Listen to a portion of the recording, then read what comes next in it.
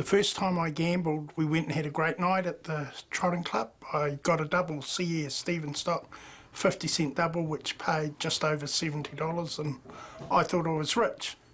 And in the 1970s, $70 was a lot of money then. It was almost double a week's wages. Gambling became an ever-increasing thing for me, the horses, the pokies, and the cards. The one thing about gambling is we always tell people about our big wins, but you never tell them about your huge, consistent losses.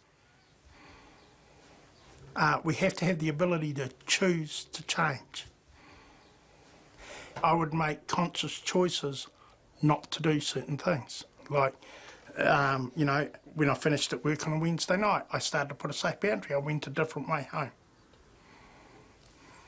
I went and changed the system so that when my wages went in, the first thing that came out was money for rent and money for power, so that some automatic payments were put in place so that I could pay the bills. And then it was a case of talking to debt agencies and people and try and put a payment plan in place to help pay some of the debts, and I just had to work my way through it. It was a process and it took time. I think the hardest thing is asking for help.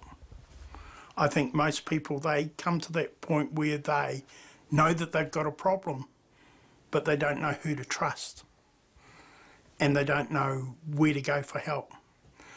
And my advice would be that there are a number of organisations that are geared to help. There's the Salvation Army Oasis program, there's the Problem Gambling Helpline, there's a number of church groups or other groups or social welfare organisations that have people that are skilled and trained. And you need to seek one of those out and find somebody that will walk the walk with you. And I think it's really important that you confide in a friend, somebody that you know that's got your best interests at heart.